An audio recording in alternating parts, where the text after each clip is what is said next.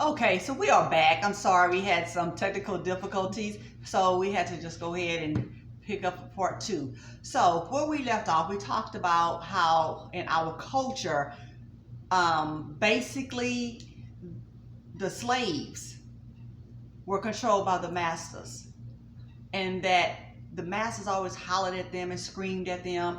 And so what did they do? When they had children, when the children got out of control or did some things that was not right, or they felt like they were going to get in trouble, they hollered at the children, saying, "Boy, get back over here! Don't you do that!" Or "Do you hear me?" And even hitting them the same way that they were being beaten.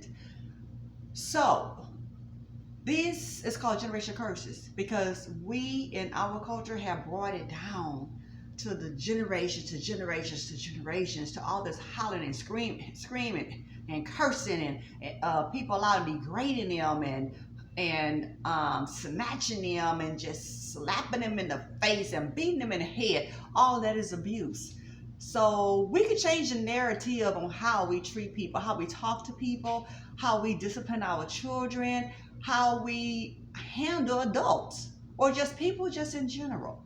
So that is where we left off at, and we're going to continue on with our interview with Coach Gigi. Okay, so another question I wanted to ask you: do you coach teenagers? Good question. Yes, I do coach teenagers. Any age. But as under 18, it gets into like the legal aspect of it. But I will coach a teenager under the age of 18 because believe it or not, we have a lot of young girls under that age, like 12, 13, maybe younger than that are in domestic violence abuse relationships with older people, and it also leads into sex trafficking, and that's a whole nother entity in itself. Now, when you coach, I was going to say counseling, but when you coach the teenagers that are under 18, you do or will get a consent from the parents, correct? Absolutely. I have to speak with an adult, a guardian or someone, in order for me to coach anyone under the age of 18, correct? Okay, because there's so many of our teenage girls that are dealing with abuse right now in relationships. And they don't even have to wait to be adults or married or married with children. They're suffering with that now. Yes. And that's why it's so important that all abuses are recognized. Again, we're talking about verbal abuse, we're talking about mental abuse, we're talking about physical abuse as well. But we always talk about the physical abuse when you hear about someone being abused or domestic, but that mental, degrading somebody, calling them out their name, telling them that they're ugly, telling them that they're too skinny or they're too fat, or why do you look like this, or why do you think like this, or no one likes you, no one's going to want to be around you. We have to think about that stuff, of how you tell someone, because what you're doing, you're breaking their self-esteem. If it's high, you can break it on down to where it's low, and that could be a problem. So we have to think about that. Verbal abuse, be careful what you say to people. That plays into the mental abuse as well. And it's a trigger. It's a trigger we know about. We know for sure, okay? That because it plays on, because if that person is degrading you, then if someone else tells you, then you start to believe it. If you hear it enough, you start to believe it. So we have to be careful and be mindful. So we want all women, all girls, especially when you get to college as well, you're going to be meeting different people, and you're going to think that it's okay for someone to handle you inappropriately. And you may not even feel like how they handling you is offensive, because you may have seen that. It may be a pattern, but you can change that pattern. How do you want to be treated? How do you feel? It's about you. It's really about you. How do you want to be treated? how do you want to feel? How do you treat others? So that's something that we just need to be mindful and think about. And I definitely wanted to ask you. Uh, so let's talk about manipulation, what that looks like. I know we talked about it briefly in your situation, but basically, let others know about the manipulation and the gaslighting. Let's talk about that. Yes, manipulation is a lie. Manipulate, because if someone manipulates you, they are lying to you to get you to believe what they're saying is true, and they want that control. And that's where the gaslighting come in, because gaslighting is something that abuser use a lot to always make it think that it's you and not them. It'll have you going into just going crazy. If you're not strong enough to handle it, you will be manipulated and gaslighted into believing everything that they say is true, and they will have you thinking that you are the person that's doing wrong. You are the person that's triggering them and sending them into the abusive mode. And one thing that you did say when you were saying about, oh Jesus, I just forgot my thought. Oh, when you were talking about the different types of abuse, physical, verbal, mental, I've been through all. Abuse is abuse. So the physical abuse, to me, I can get over that because we fighting. That's physical. It's that verbal abuse, like as you said, that really sticks with us and what causes us to go into depression, suicidal thoughts, gaslighting. You can go into suicidal thoughts as well, because the verbal abuse sticks up here in your mind. Physical abuse, we can get some. I got over it because I thank God I didn't have any broken bones, no facial issues, none of that. To God be all the glory. But we can get over that. But it's the mental. That's what causes people to go to drugs, suicide, mental health, crack up and all that. Because I'm not going to even lie, I almost did, but I thank God that I had God. And we just have to just pray. We have to communicate with God, because if you're not, because domestic violence, your abuse is going to take you, isolate you. That's a part of abuse as well, isolation, because they don't want you to be around family that can take you away from them. They don't want nobody to know what they are, and they really camouflage themselves, because at home they abuse them, but when they go out, they're a totally different person. But this is so good, D. I'm really, really enjoying this. This is good. And I pray again that this is helping, women as well as young women. Well, talk a bit more about gaslighting. What's the difference? Let the audience know the difference between the gaslighting and manipulation. You've already told us what manipulation. Explain more in details about gaslighting. Okay, gaslighting is another control issue, where is gaslighting. Well, your abuser will say, why did you not cook, or why did you put that sock on the floor? Why you didn't go wash the clothes? And then they were like, well, you the reason why I'm going off. They will make you feel, okay, why you didn't cook? They go to hollering at you, as they do. And they will make you feel like you are the reason why they are the way that they are, if that makes sense. Okay. That's called gas. Yeah, they will make you feel that you are the reason that they are the way that they are, and that's why they are treating you the way that they are treating you. And you will go crazy in your head, because you're trying to, you feeling bad, because you're saying, if I didn't do this, he wouldn't hit me. Or if I would have did this, I wouldn't have got cussed out. If I didn't do this, he wouldn't have, he wouldn't have stole my money. So gaslighting is basically making you feel like you're the reason why your abuser is abusing you. Okay. So it's important that our teenagers, as well as young ladies that are in college, that you recognize that even when that gentleman wants you to be with him all the times, that could be. I'm not gonna say that either. I'm gonna say that could be a red flag, especially if you are used to being with family or friends, or you are involved in other activities, and they always have an attitude whenever you leave them, or always got to be around your best friend, or anything that's going to disrupt your pattern, your everyday things that you do, that they want you to put aside and put them first. And you may hear different things that's of them saying, oh, so you don't want to be with me? Oh, I thought you said you loved me. Oh, I thought you said you was into me. Then you start thinking, well, you know what? I can go ahead and change my plans this time. Yep. This time.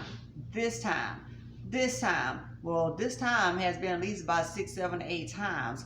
Now you notice that you haven't even been with your best friend or hung out at the organizations that you were involved in. If you was going to church in the different activities, you're no longer doing that, because when you try to invite him to church, he doesn't want to go to church with you because he feels like they're going to be looking at him, or if you go, why are you always going? Who's there trying to talk to you? You know, who else gets your attention? These are different things that you have to think about, because anytime someone tries to keep you from, and definitely now that everything is, electronic, we got our phones, they don't want you to call. Why are you on the phone all the time? Why you always got to check your text messages and stuff like that. These are just minor signs that you need to think about. If you are dealing with anybody that wants all of your time, that has you changing your normal pattern to always appease them, then you might need to think about that relationship and know that that is like a controlling mechanism. You are being controlled, which leads to some form of abuse eventually, because they're already working on you mentally. So now they'll start degrading you, and you'll start believing it, because after a while you feel like you start out thinking, oh, it's okay, I can do this, I can do that. But then you realize when you try it's never to enough. go ahead and do what you want to do. Okay, so I done spent these last 3 weekends with you. Now I'm going here. Then there's going to be a problem. Then you have to wonder about if the person shows up everywhere that you are. If you're saying that you're going to a building across the campus, and this is where you're going to be, and all of a sudden, or during the time period, he shows up, and I'm talking frequently, you might need to think about that. Think about that, because that is a form of manipulation and a form of being controlled. Anytime someone says to you, I thought you got off at 3 o'clock, why are you just not getting home at 3:45? Why are you late? That's a red flag. You might want to think about, these are just some examples that actually takes place. So let's think about that, okay? We're just trying to make you aware and give you helpful information, because sometimes you could be so engrossed in the relationship and not think about what's really going on, okay? So let me say something right quick about what you just said. Also, I didn't have an issue with my abusers following me. You have to be aware of the cell phone. What my issue was I was going places, going to church, going here. It was that cell phone. When they call that cell phone, you better answer that phone. I didn't have a problem with mine following me. That one I didn't have a problem with. It was the phone. You better answer that cell phone when I call. If I call that cell phone and you don't answer it, it's gonna be on when you get to this house. So I couldn't really enjoy church. I couldn't enjoy anywhere I went because I had to make sure I had this phone in my hand. So when he called, I better answer it, or else when I get home, it's gonna be a problem. And it was times where in church, because I was so into worship, because I wanted deliverance, I didn't answer the phone. So I already prepared myself. Okay, when I get to this house, I already know what it is. But God, you're going to intervene before I get there. You're gonna intervene before I get to the get home. So that was also something that I had to deal with was the cell phone. You have to answer the phone when they call, because if not, it's gonna be on either physically or verbally. And now they have the tracking devices, the tracking on the phone. They had a track, but I didn't. I know I was smart enough not to get it on my phone. He tried to put it on my phone, but yeah, nah, it didn't work. You're not gonna track me. You're not gonna follow me. And that's but we have to keep that in mind. Yes, that is. Everybody is not self-esteem is not high, Mm-hmm. not confidence is not high. Some people are can be easily led Yes. to do whatever that person says. And that's how I was at the beginning. Because I was like, okay, my thing was, Lord, we gonna change this man. Lord, we gonna change this man. I prayed and I prayed and I prayed. Once all them down, everything when he was in his sleep, prayed for it. Then, but what it clicked to me is, okay, I need to change myself. Only God can change you. Yeah, you can't change a person. A person has to want to change. Mm-hmm. So if you're in a relationship and all, you have to want to be the one to change. And if the relationship is even worth you being in it. Now, if you are married and you are become saved and a Christian and you walking that walk and he's not where you are, then you still have to pray for him to hopefully be able to see God for himself. Correct. And to be saved. Mm-hmm. But you have to pray on yourself, Lord, help me change. Because when we change, then that person sees a difference. They're going to want to change eventually. Or they should want to change. They should want to change and do better. Especially if they want that relationship. See, a relationship takes two. It takes two people in a relationship. You either want the relationship or you don't want the relationship. But that's why now, I will say, I'm hearing more people going to relationship counseling. And these are people that are dating. They're not going to premarital counseling. They're going to counseling relationships or relationship counseling for their relationship.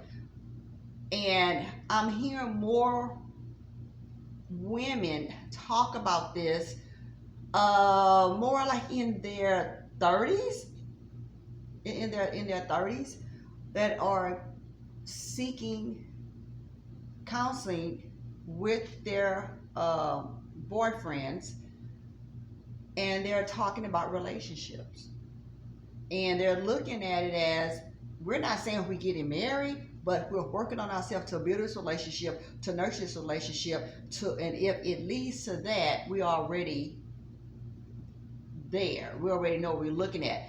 And I thought, I'm recently hearing this. Excuse me. And I was like, wow. Never heard of that. People really doing this? Oh yeah, people are going to counseling, talk about their relationships. I'm old school, so we're not gonna do that one. Well, but see, that's the thing. Now, sometimes you have to change some things, and things are more readily available now than it was back then.